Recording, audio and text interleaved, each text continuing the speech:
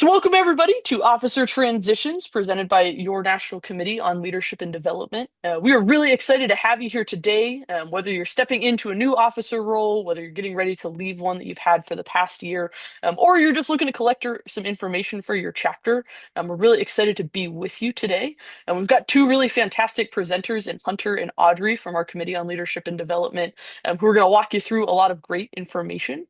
If you have questions as we move throughout this presentation, feel free to drop them in the chat. But we're also going to leave a lot of time at the end to take your questions live too. So it's up to you when you want to share them. But again, super happy to have you all here. Excited to see your smiling faces. And let's talk officer transitions. So Hunter and Audrey, I'll turn it over to you. Good Hunter, afternoon, everyone. My name is Hunter. We'll get into our little presentation, who we are, in a couple slides. But going over the agenda, we're going to talk about how to transition your documents, your ideas. Then we'll move into transitioning connections, go over a couple of general reminders, and then we'll get into that Q&A like Kristen said.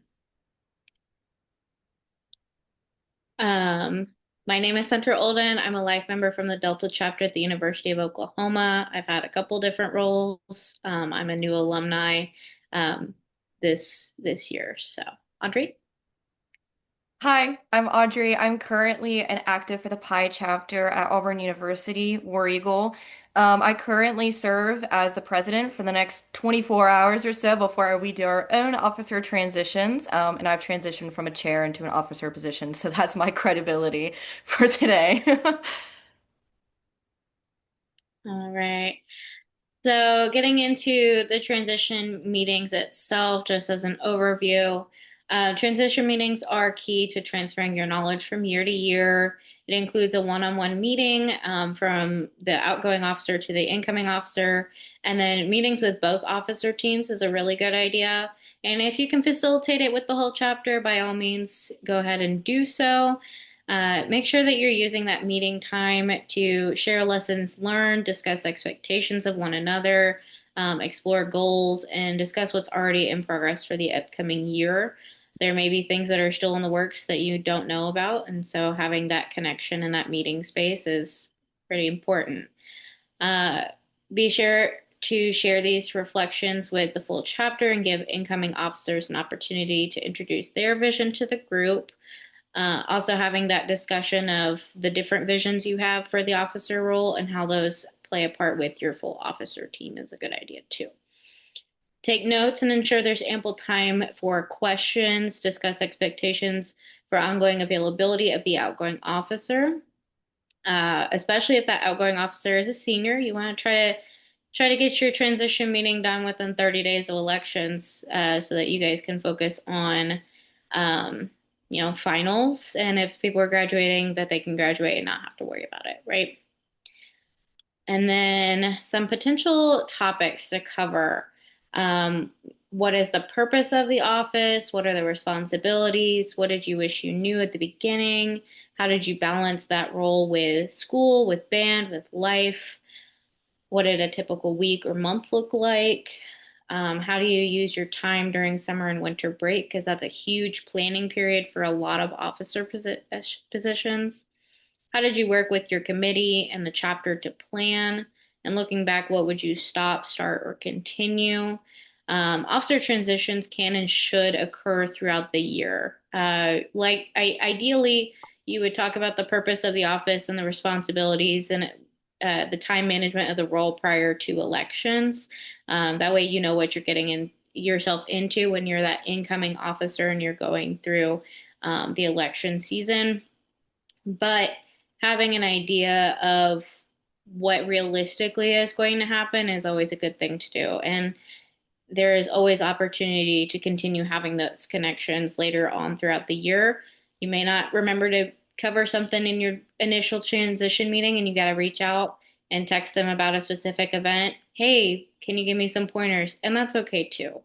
It's not just a one and done. Having that communication whenever you're in the role as an incoming officer is going to be a good thing to have. And I will toss this over to Audrey. We decided that we'd be doing questions at the very end of this, mostly because I'm the one screen sharing, which means I actually can't monitor chat. I also don't want my computer to blow up, so that would be really awesome. But I do want to put this one out there. If you already know how your chapter shares knowledge, please drop it in the chat. I would love to see your guys' ideas and acknowledge them at the very end. But particularly for me, I'm going to be talking about transitioning all of your documents.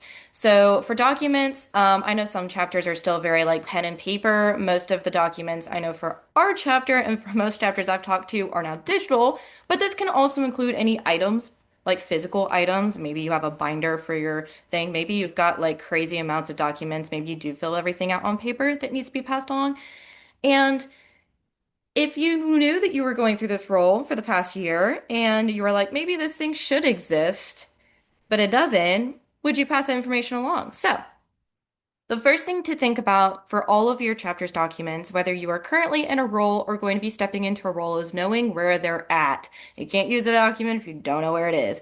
So find out where they live. They should be accessible and continue to be accessible. So if something is on your Google Drive and maybe your Google Drive is like really full, storage limit, like mine currently is, other people can't access that in the future because it'll say that they can't edit it. So one thing that you guys can consider doing is digitizing your documents as possible. I know Google Drive is a very common one. Dropbox, OneDrive are all just ideas. Um, and everyone does have like a kksci.org email that you guys could be using for your chapter. And if you don't know it, you can always reach out to Aaron. He definitely knows the password. And I know for some people that their chapter has emails that gets passed down per person. So the Pi chapter president would have an email, or the vice president of membership would have their own email that they get to check.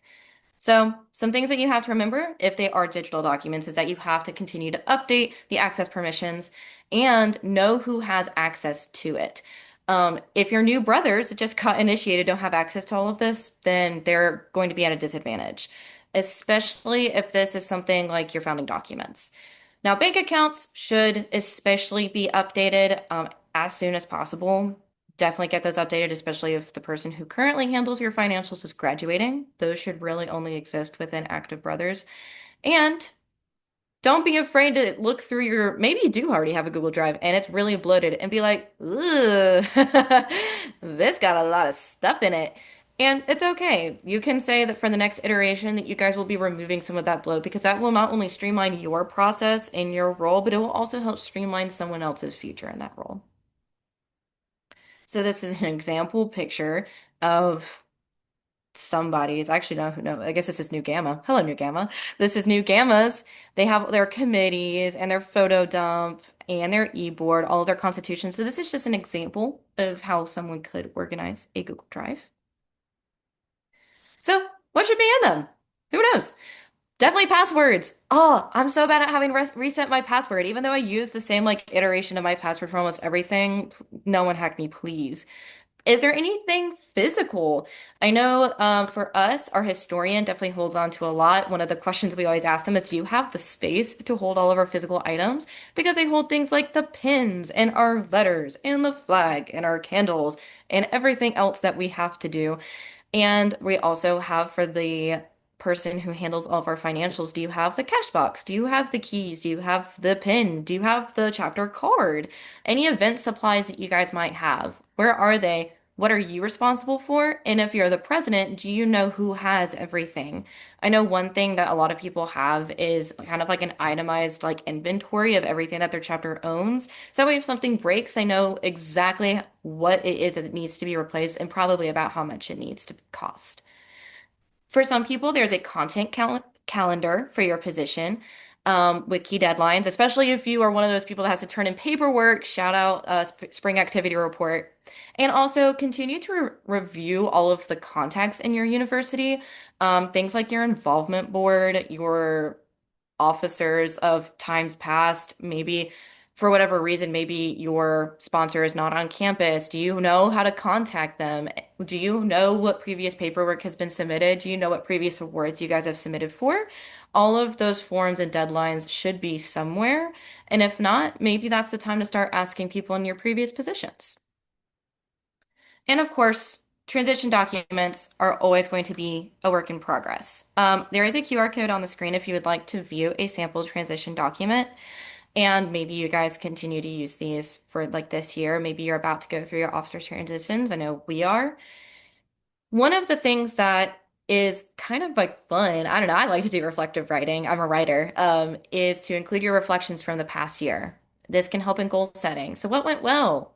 What didn't go so well? Maybe you had a committee, involve your committee on this. What did they think? Maybe you go ahead and pull your entire chapter about this and to review the transition documents with the outgoing officer team to ensure nothing is missed. I know for at least the Pi chapter, we try to do this with our sponsor, our director of bands if possible, and outgoing EC and new EC, which usually is a mix kind of some people who are overlapping. But that ensures that nothing is getting missed. If the old president said, we're going to use this new document, the new president said, oh yeah, this new document, but then it never gets talked about again, then it might not actually happen. And that's just the last time before summer, before that planning period starts, to really just make sure that the goals are being set along. And take time throughout the year to build those documents. Some chapters I know have handbooks for every position. There's how-to guides, to-do lists, supply orders, and stakeholders.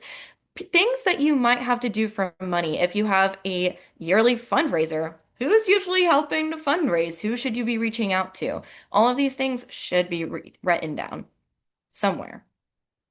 And so the next thing is going to be transitioning your ideas. I believe this one is still mine.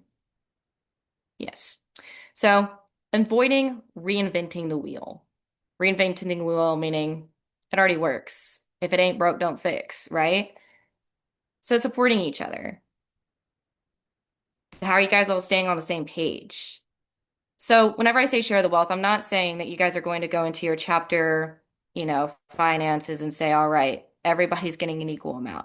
As the president, I did not get an equal amount. I'm also not getting paid. I don't have any money. But sharing the wealth as in the wealth of opportunity, the wealth of information. It's the ability to say, okay, we are going to give everyone the chance to lead something, to support something, and to solve something. Part of this, maybe from a presidential standpoint, is that it doesn't always have to be on your shoulders to fix everything. And that can help give someone the opportunity to build the confidence that they need in order to run for that role in the future, knowing that they have helped problem solve something with you. Maybe if you're treasurer, maybe if you're writ chair, it's okay. Who has helped me in this fundraiser? Who has helped me set up for ritual before? Write these things down. Who helped you? Do you have a co-chair? Does anyone always show up to all of the meetings for something, even if they're not required to? Are the minutes for all of your meetings helpful? I know for us, our chapter meeting minutes are very detailed. Shout out my rec set, Craig. Expect the unexpected.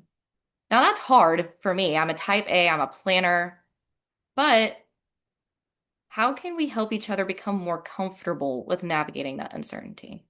I know for me, I had to lean a lot on my other EC members. And part of that is also kind of testing the waters for other people. Hey, who might be good at stepping up into this position? Hey, who is really showing some initiative right now? Who's helping me? Because those are going to be the things that you start to have conversations with as the time goes on and you're starting to maybe look, you know that you're graduating, you know you're not coming back. So can you turn to whenever you don't have the answers that you need, and who can everyone else turn to whenever they don't have the answers that they need? I know that there are a lot of student leaders, especially in our organization, and they don't always have a role. But those are going to be the people that are going to probably know something that you don't because they don't have that position. They can help give you feedback on what actually needs to change and what needs to happen from a role standpoint. You've all heard these before, probably, but oh my goodness, SMART goals.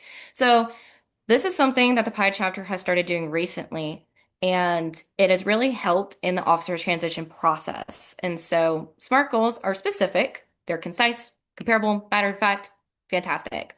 They're measurable. You can actually quantitatively say, we did this. Maybe this is a number. Maybe this is the amount of times that you do something. it's attainable. You know that you can do this in your current capacity and within the time frame of which you're trying to make this goal. Maybe your goal is we're going to have an entire 5K planned by the end of summer.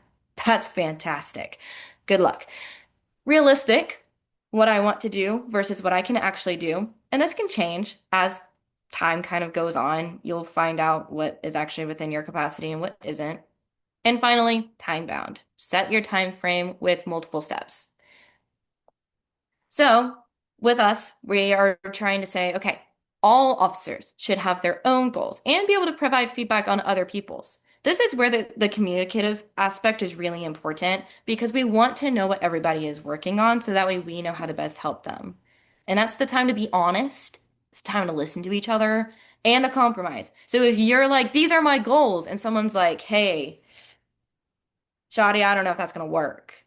You do have to kind of actually set your own goals aside sometimes and listen, because that's probably a decent thing for them to say, hey, I don't know if this is attainable, but now you have to work on compromise. What can you actually do in order to still achieve that goal? How can you alter that goal to actually meet your chapter's needs? And plan the action steps. You know that there's a problem, but how are you actually going to solve it? What are the little steps that you have to take in order to solve a larger problem? Maybe there aren't any problems, but maybe there are things that you can see growth in. I think problems kind of frames it really negatively, but maybe thinking about it positively. Where can we go from here? How can we be even better? How can we strive for the highest? Thank you so much. I'll be here all night. So there is an activity, and I'll let Hunter tell me whether or not we want to break people out and do this framework. But basically, it's role playing, setting SMART goals. Do you think we have the time? Mm, we still got a lot of time, a lot of slides left. I would be all right with skipping this activity. All right. I would like to challenge everyone who is here and listening to this to say, okay, I will practice making a SMART goal for myself. Maybe if it's not even a position, maybe it's just a SMART goal for being a brother. Finally, oh, crown pearl goals. We hear about these all the time. And I always love the saying, striving for the highest means progress and not perfection. So, these are a great way to start saying this is how we're going to start setting some SMART goals because you're already given goals. You have your top goals, and the things that are highlighted here are going to be the new ones. So I'll actually say those out loud. Submitting your chapter spring report activity or activity report on time and completing a meeting with the CFR are the two new ones. Strive for 5 goals are staying the same, and your growth goals are completing chapter growth plan, which can be making SMART goals, and completing your end of year chapter reflection form. So, those are definitely some great ways to provide yourself some opportunities to make some SMART goals and to get some of those done. Our goal, of course, is to provide chapters with intentional opportunities to engage in planning and growth and reflection. I know, at least at SADC, for any of you guys who are there, we're talking a lot about event planning, but some of the growth forms that we're going to be seeing is okay, so opportunity to sit down and plan what goals you have. We already talked about goals. We know how to set those. What new projects? You can use SMART goals for that too. Your SWOT analysis and encouraging this to be done as a chapter and not just sitting at home by yourself with your ideas, because your ideas are always going to be better when other people can talk off of them. And of course, your reflection form later is going to be, okay, what went well? This is your time to kind of be your own hype man. Even if you didn't accomplish everything that you wanted to, there is going to be something that went well. Maybe what went well was the planning process and everything else fell through. What accomplishments are you most proud of? What would you do differently? And what would you learn about, or what did you learn about your chapter? Because that's going to be important for you to talk about with the next person who attempts to do something. The next person could come up with the same plan and it's going to fail in the same ways. But if they talk to you and they know what pitfalls you've had, they can avoid that. So I will now be handing this back over. Hopefully. So let's talk about transitioning your connections. Who are the key contacts at your university and in the fraternity that you can turn to when you need that extra information that you don't have, right?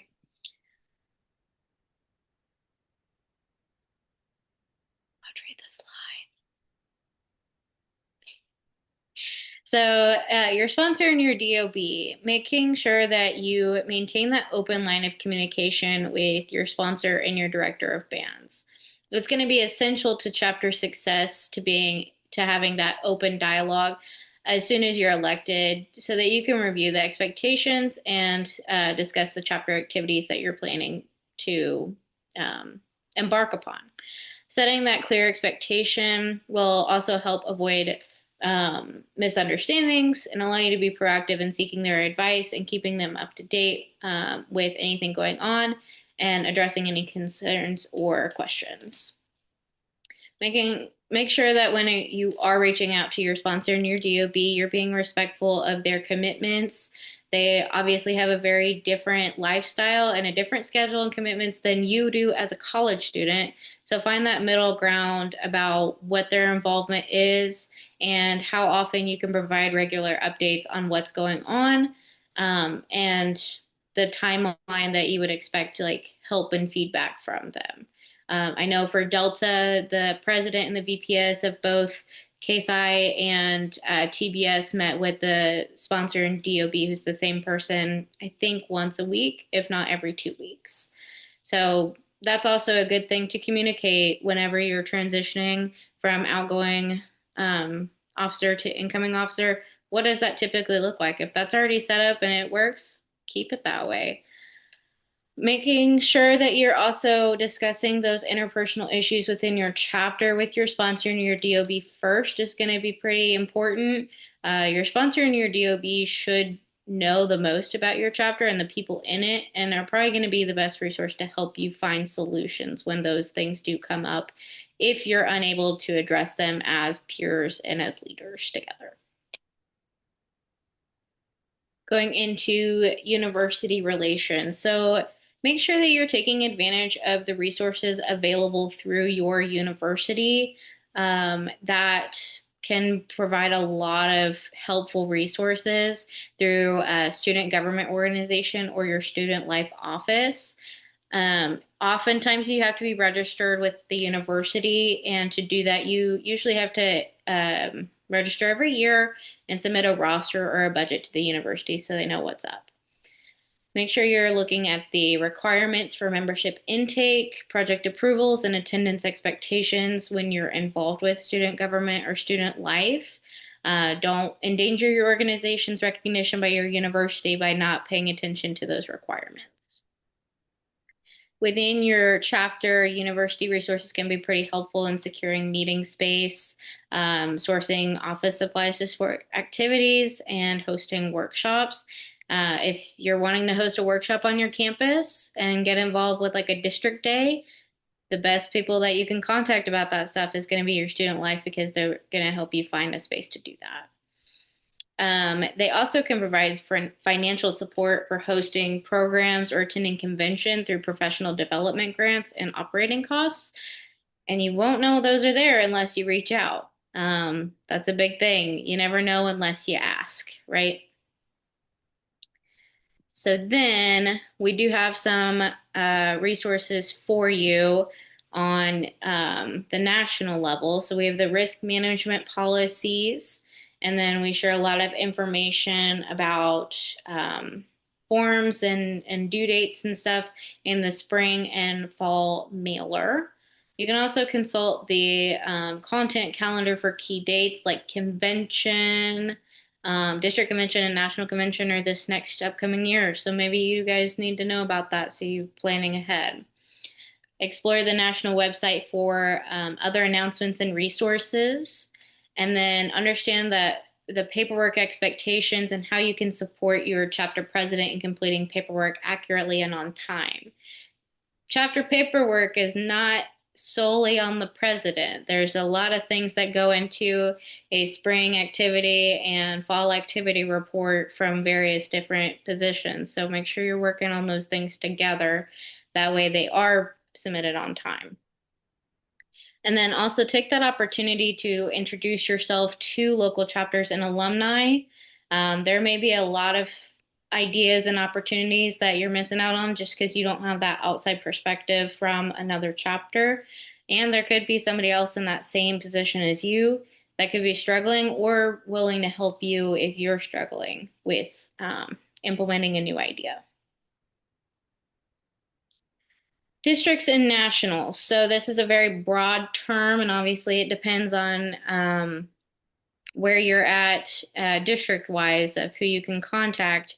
But if you want to go to a district event and you don't know where it is or what you should bring, your first person to ask is going to be your district officers that are elected by the student body or the governors. They primarily plan workshops and design district convention, but they're also there to provide chapter support throughout the year. They're a great resource as you have questions or are looking for ideas. As a former district officer myself, please ask them questions. If they don't know, they'll ask the governors or they'll find the answer for you. Your elected leaders, the national committee, they provide direction to various committees like this one that we're in right now, and provide strategic vision for the fraternity as a whole. And each group is kind of paying attention to a different section of the fraternity, but they're still very helpful, and they've been in a lot of different leadership roles themselves, to provide feedback or support. We also have our paid staff at national headquarters in Stillwater, and they support the operations of the fraternity and sorority and provide support to chapters and individual brothers. Some of the common needs and questions, accessing paperwork and opus or a litany of the internet case KKSI issues is going to go through Aaron Moore at national headquarters. Um, our CFRs at headquarters are also a wealth of knowledge, and they're kind of our operators for the phones there. So if they think that there's a good person to direct your question to, they'll make sure that it goes to that person. That's a HQ. Information that you should share with graduating seniors. You can always refer to the Alumni Association for that. If you have a chapter alumni association or a district alumni association, that's also a great resource to provide that information to your graduating seniors. And then same thing, chapter operations, the chapter field representatives. And if you do have questions about the national awards, our national vice president for programs, Arupa, is a fantastic resource for asking those questions.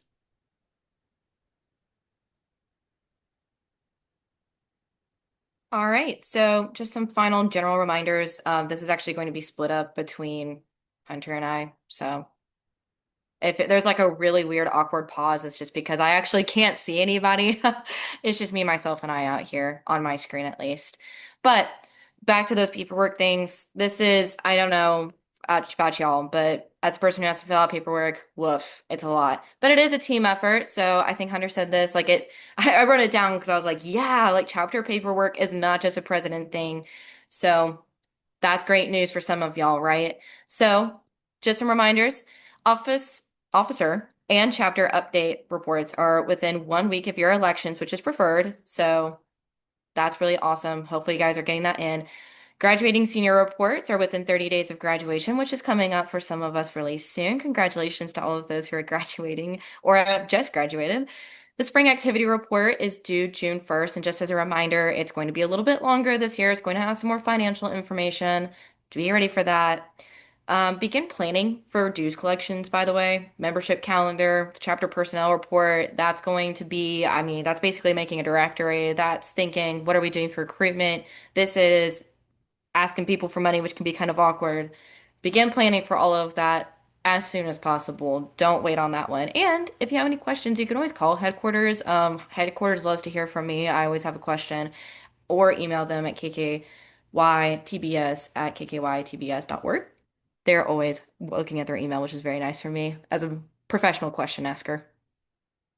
So, like I said, there's going to be some changes to the spring activity report, financial information for the past 3 years, budgetary documents, and the chapter constitution. This is in an attempt to better gauge the needs of the chapters and also aligning it with the IRS regulations so that people who collect our taxes for, nonprofits, so we're, not in any legal trouble. And so just be prepared for that, especially for the chapter constitution, making sure it's the most updated one and has any new amendments maybe that you guys have voted in the past year, making sure that all of that is updated before you send it in. And for outgoing officers, like myself, probably like many of you, tie up your loose ends. It's kind of bittersweet. It is honestly kind of sad just because you're looking back at all of your work and you're like, okay, what did I not get done? What do I need to pass on? What do I need to charge the next person with? That can, of course, start with doing your forms. That's really nice. I know Opus loves to see forms submitted, and so complete those officer and chapter update forms in it. But also make sure that all of your documents that you've used throughout the year are being passed down. Complete the end of term report and deliver your charges, which I don't know, for us is always super sad because it's like, wow, like this is the end of the reign, right? And we always recommend like the one-on-one transition meeting with the incoming officer, exactly what can they expect. And this is really the time to be vulnerable. I know I got an amazing person that I was coming after, and they sat down and they were really vulnerable with me about what was hard. And it was nice because even though I did run into the same things, the same things were in fact still hard. Knowing that there was somebody in my corner that I could reach out to and say, hey, how did you deal with this? What would you have done differently?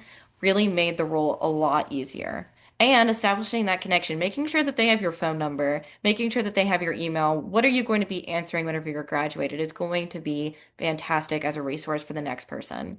And meet with the incoming officer team, evaluate the year together. Especially if there's going to be someone new on your officer team, they're going to be able to look at it from a different perspective than the officer team that actually had to handle it behind the scenes. And they maybe can offer, hey, like I would have done it this way. And then you know that you're leaving it all in good hands. So set a deadline for whenever that transition needs to be completed. Like I said, typically it's done with, DOB sponsor, and make sure that at that point, all of the documents should be updated for everybody to access. For your incoming officers, which is also some of you guys from what I hear, arrange a meeting with the sponsor and director of bands. I would not wait on this because they're also going to have their own ideas for where they want the chapter to be going, and they can help with that goal setting and just review kind of what they need out of you. So, what is your position for them, and review what your position can also do for them, what you need out of them within your chapter's constitution. That one-on-one transition meeting that we already talked about, meeting with the outgoing officers and the new officer team, which we already talked about, and making signature changes on bank accounts and updating chapter passwords. Make sure you know it. Make sure that it's probably different if it needs to be something big like a bank account. And make sure that the bank knows who's actually supposed to have that card that you're paying all of your bills with. And just confirm that everything for the spring paperwork has been done so you don't get like a weird call that's like, hey, why haven't you done this? And you're like, oh, well, I thought someone else did it. Because it is ultimately going to be on your shoulders if it was your responsibility. And of course, becoming a team doesn't happen overnight.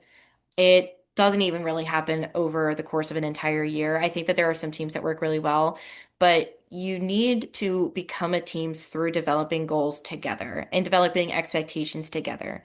There are some really good questions on the screen, and I do implore you guys to take the time to maybe take a second, screenshot it, take a picture with your phone, because that's going to be whenever it's like, okay, this is our time to really start thinking and being vulnerable. What do you want to accomplish? What are your goals? How do you want to accomplish your goals? How will you best communicate with each other and stay accountable? I know for us, I was like, hey, does GroupMe work? And they were all like, yeah, GroupMe works because I don't like having my phone being blown up through my actual iMessage. What can you do to stay excited about Kappa Kappa Psi? For the Pi chapter, we always ask, what's your Kappa Kappa why? Why are you here? Why, like, what motivates you to be here? What are your strengths and weaknesses? And you have to be really honest with yourself. And maybe you don't actually have to share this with your team, but share it with yourself. Acknowledge what you know is going to be hard for yourself and acknowledge what you know is going to be easy. Be excited about the things that can be easy and don't make easy things hard. What are you excited about? What are you scared of? And if you're scared of something, who might be able to help you with that? This is the chapter resource folder, which I think is the start of basically the resources. So Hunter, because you also have all of the access to this, would you like to take over here? Yeah, absolutely. So the chapter resource folder is where a lot of our existing resources are in one place.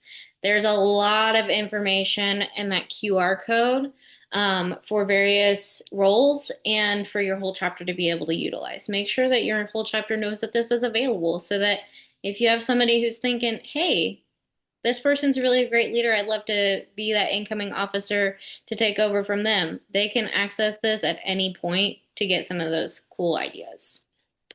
Um, there's information also on becoming engaged at a district and national level, which I implore you to do. It's important. Align with our national brand if you're one of our social media officers. That way you're in standard with our national brand recommendations. How to do officer training like this one. And then fostering wellness into your chapter. And there's so much more resources in that folder itself. I would recommend that once you do pull it up, don't lose it. Add it to your favorites, add it to your bookmarks so you can reference it later on. And then getting into the inner circle.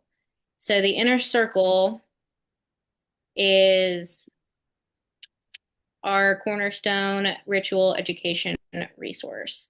It organizes the 3 degrees of ritual in addition to more general reflections.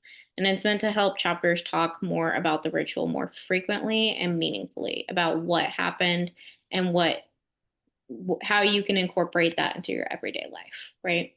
Take those small opportunities to incorporate 1 to 2 activities or plan a longer retreat where you can dive in deeper about what it's about. How do you live that out as a chapter? How do you show that you do those things without specifically like saying, hey, I'm living this out? How do you show it? You're not meant to finish the whole book in a year, but it is a very valuable resource that you can use. And our National Committee on Ritual and Education is always looking for ways to bump the ritual up. You can order copies of that with that QR code that was on the screen. So then the Founder Circle. The Founder Circle is our leadership development group. There's a lot of ways that you can develop your leadership skills, and this Founder Circle really helps us do that. There are 3 levels to training. There's individual, group, and visionary leadership. There's about 5 to 6 modules of content for each level. They're really not that long, and it's honestly a really great way to reflect on how you are as a leader. There's a lot of different information, and some of those personality quizzes that I know that you guys have done before are in those modules as well. So some of it can be pretty familiar. It also features resources for independent reading and reflection paired with programming at district and national conventions. You'll often see a Founder Circle presentation at your district convention. I know there were quite a lot this last round. There are also live trainings that are facilitated by a specifically trained group of Founder Circle speakers. I believe there's one in every district at this point in time. And you can use these resources to guide discussion with your brothers. It's not an all or nothing program. And I would really recommend that you look into that level 1 certification that rolled out last year. And I believe the level 2 certification rolled out earlier this year. I am level 1 certified. It did not take very long at all, but it was very, very fun to kind of dive into what leadership looks like from my point of view. And then now we've got quite a good chunk of time for questions. And I saw some in the chat.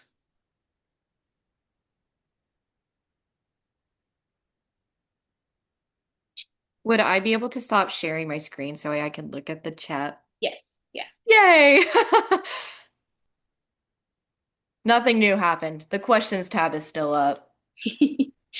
Okay, Ezekiel, I saw your question about tying those questions to the SMART goals discussed earlier. Absolutely. You can absolutely incorporate those. I think that's a great way to frame it around growth for your chapter.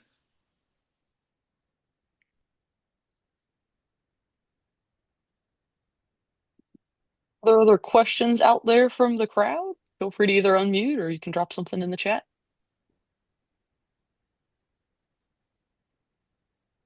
Hunter and Audrey, I'm going to start you with one while we get everybody warmed up. Which is what was the most helpful piece of advice you got when you were taking office as part of your transition period? Like, what was the thing that you felt like um, you really appreciated just hearing either from the person directly before you or just kind of somebody else who had been a chapter officer. Hunter, you can go ahead. Okay. Um, so I served on district council in my fifth year last year.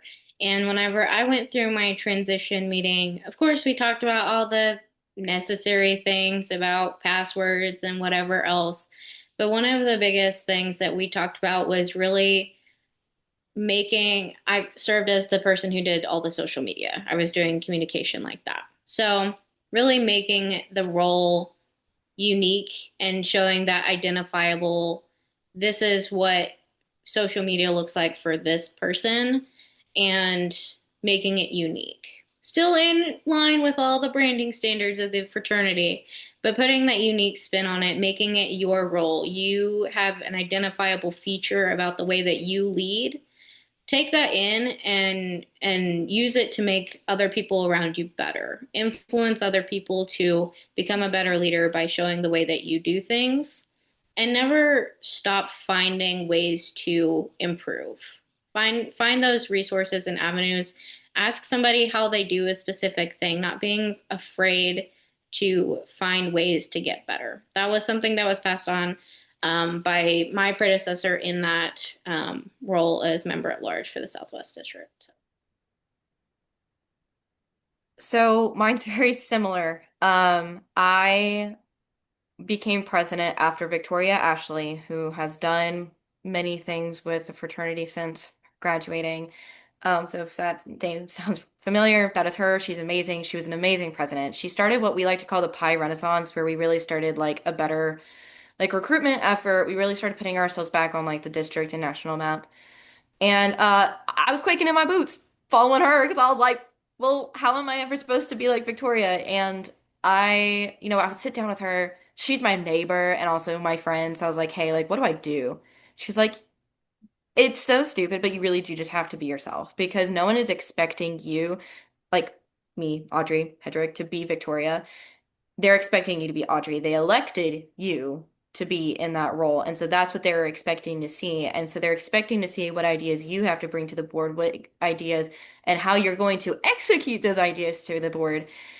So that was like the scariest thing, but also the best thing I ever heard because then it's like, oh, well, like who am I if not the product of everyone around me, right? But it really was like that idea of okay, like the uniqueness that you were talking about. Because whenever you're president, you are your own brand, basically. It's like starting your own business. That's kind of what it feels like. And I also got another piece of advice from another officer who was outgoing.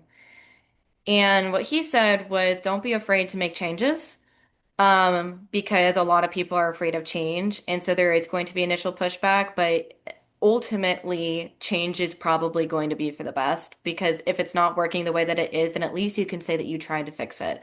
And that has been really comforting. There have been a lot of changes that I've tried to implement that, maybe won't actually solve any of the problems. Maybe other people don't actually see that they are problems and it was just a me thing, but at least I can say that I tried. And that's what I would really try and bestow like the wisdom onto everyone else here is that if you see a problem, talk about it with other people. And if they also think that there is a solution out there to be had, then go for it because nothing is worse than just being stagnant.